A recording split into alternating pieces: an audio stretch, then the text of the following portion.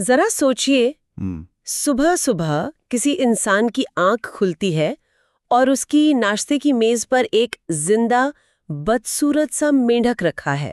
ये तो बहुत ही डरावना नजर है ना? हम्म और शर्त ये है कि दिन का कोई भी काम शुरू करने से पहले उसे वो मेंढक खाना ही होगा। मतलब अजीब लगता है ना। हाँ बिल्कुल, ये शायद किसी भी दिन की सबसे खराब शुरुआत होगी, लेकिन इसके पीछे का जो विचार है वो बहुत गहरा है।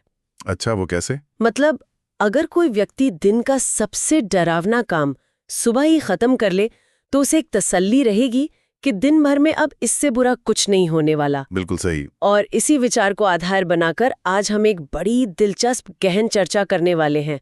हमारे पास ब्रायन ट्रेसी की मशहूर किताब ईट दैट फ्रॉग के नोट्स हैं। ये बहुत ही शानदार किताब है। एकदम। और हमारा लक्ष्य ये समझना है कि टालमटोल यानी प्रोक्रेस्टिनेशन की इस बीमारी को कैसे रोका जाए और बिना जानकारी के बोझ तले दबे कम समय में अधिक काम कैसे किया जाए। और यहाँ जो मेंढक है ना, वो असल में दिन का सबसे बड़ा, सबसे डरावना और सबसे महत्वपूर्ण काम है। तो ये तो समझ आ गया कि मेंढक खाना है, लेकिन जब कामों का एक पूरा तालाब सामने हो तो उसमें से असली मेंढक कैसे चुने? यही तो सबसे बड़ी चुनौती है।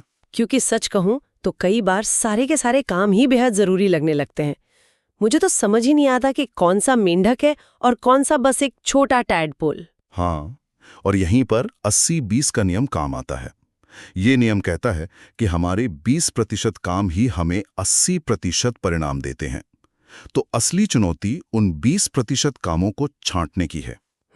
इसके लिए इन नोट्स में ABCDE तकनीक पर चर्चा की गई है। हाँ, ये ABCDE तकनीक मुझे एक अव्यवस्थित अलमारी को सुलझाने जैसी लगती है, जहाँ A वो कपड़े हैं जो सबसे जरूरी हैं और E वो हैं जिन्हें पूरी तरह छोड़ देना चाहिए। एकदम सटीक उदाहरण है। लेकिन एक मिनट, मेरी उलझन वहीं की वहीं है। मतलब क्या होगा जब अलमारी के सारे कपड़े या कह ले लिस्ट का हर काम ही A श्रेणी का लगने लगे? खैर, ये उलझन इसलिए होती है क्योंकि हम अक्सर व्यस्त रहने और असल में उत्पादक होने के बीच फर्क नहीं कर पाते। अच्छा, तो फिर फर्क कैसे करें? असली एक काम वो है जिसे अगर आज नहीं किया गया तो भविष्य में बड़ा नुकसान हो सकता है। इसे लॉन्ग टर्म सोच कहते हैं। जो काम भविष्य के बड़े लक्ष्यों पर सीधा असर डालता है, केवल वही असली ए है। ठीक है, मान लेते हैं कि हमने लंबी सोच अपनाकर अपना सबसे बड़ा ए काम चुन लिया, लेकिन कभी-कभी वो काम, मतलब वो मेंढक इतना विशाल होता है कि उसे देखते ही पसीने छूट जाते हैं, घबराहट होने लगती है कि इसे शुरू कैसे करें। बिल्कुल, और इसी घबराहट के कारण हम टालमटोल करते हैं। इसे तोलने के लिए 2 बेहद दिलचस्प तरीके बताए गए हैं। पहला है सलामी स्लाइस विधि, जहां एक बड़े काम को एक बार में छोटे छोटे टुकड़ों में बांटा जाता है, और दूसरा है स्विस चीज विधि। एक सेकंड, ये स्विस चीज विधि क्या है? क्या काम में सचमुच के छेद करने हैं? एक तरह से हाँ। इसका मतलब है कि आप पूरे काम को एक ही बार में खत्म करने का भारी दबाव ना लें।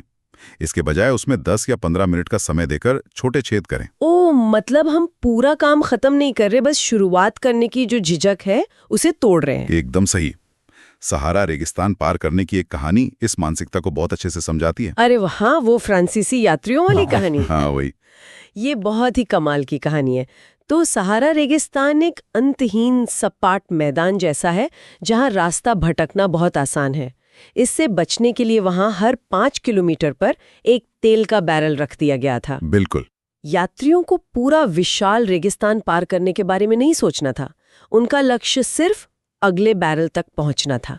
ये घबराहट से बचने का कमाल का तरीका है। हाँ, और अगर हम इसके पीछे के मनोविज्ञान को समझें तो टालमटोल असल में काम के डर और घबराहट से ही पैदा होती है।